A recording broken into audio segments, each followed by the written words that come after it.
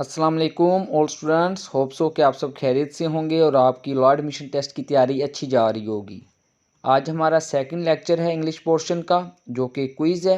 आज मैंने online class में भी आपसे क्विज़ लिया था, तो मैंने उसके बारे में यूट्यूब वीडियो भी अपलोड कर दी है कि कोई कॉन्सेप्ट आपका क्लियर ना हुआ हो या चीज़ों को आपने नोट करना हो तो आप अच्छे तरीके से उनको नोट कर सकें। चलें आएँ हम अपने क्विज़ की तरफ बढ़ते हैं। बारी बारी सारे एमसीक्यूज़ को डिस्कस करते हैं और राइट ऑप्शन पर टिक लगाते हैं। आएँ जी चीज़ों को डिस्कस करें। जी तो स्टूडेंट्स, जो पहला मैंने आपसे एमसीक्यूज़ पूछा था वो पूछा था टाइड्स का आपने सेम मीनिंग बताना है। ठीक है, 4 ऑप्शंस दी थी, उनमें से आपने जो लफ्ज़ था टाइड्स उसका सेम मीनिंग तलाश करना था। टाइड्स का मतलब होता है लहरें।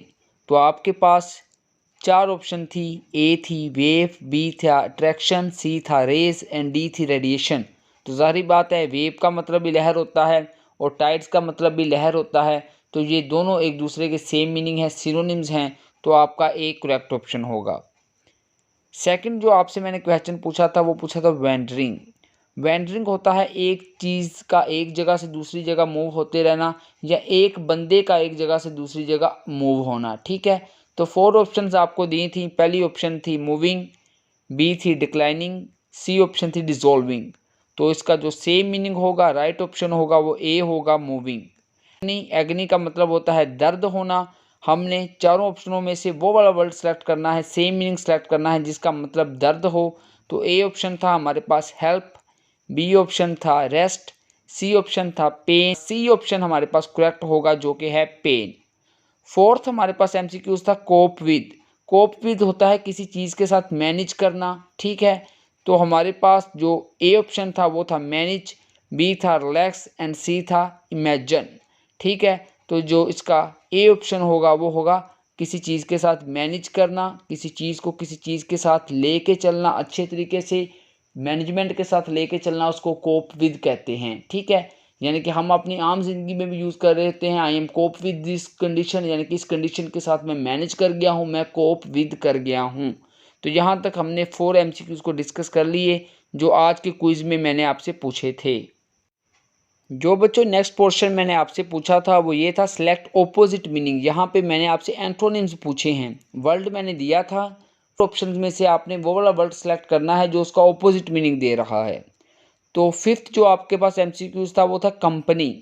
कंपनी का मतलब होता है ग्रुपिंग वगैरह। तो हमने तीनों ऑप्शनों में से वो वाला वर्ड सेलेक्ट करना है जो दिए गए वर्ड का ऑपोजिट मीनिंग हो। तो ए ऑप्शन था हार्मनी, बी ऑप्शन था ग्रुपिंग एंड सी ऑप्शन था लोनलीनेस, यानी कि किसी का अकेला हो जाना। तो जाहिर बात है कंपनी का जो उल्ट होगा, मुतजाद होगा, वो आपका अकेला हो जाना है। ठीक है, तो लोनलीनेस इज़ करेक्ट ऑप्शन। जो हमारे पास 6 था एमसीक्यूज वो था ट्रिमेंडियस। ट्रिमेंडियस होता है किसी चीज़ का बहुत ज़्यादा ग्रेट होना, बड़ा होना। ठीक है, ह्यूज अमाउंट में होना किसी चीज़ का। तो ज़ाहिर बात है एक चीज़ ह्यूज अमाउंट में है तो उसका ऑपोजिट क्या होगा, वो चीज़ कम मकदार में मौजूद है। तो ए ऑप्शन था हमारे पास ग्रेट, बी था बिग और सी था टाइनी। तो जो इसका राइट ऑप्शन होगा वो टाइनी होगा, यानी कि सी ऑप्शन। ये तो स्टूडेंट्स नेक्स्ट जो मैंने आपसे पूछा है वो है select synonyms of given words. जब मैंने आपका क्विज स्टार्ट किया था तो मैंने सबसे पहले पूछा था सेम मीनिंग्स तलाश करें। तो यही वही क्वेश्चन है, ज़रा मैंने दूसरे अंदाज से इसको पूछ लिया है। वो दोनों अंदाज से पेपर में पूछ सकता है। आपको ये कह सकता है सिलेक्ट सेम मीनिंग, या ये भी कह सकता है सिनोनिम्स।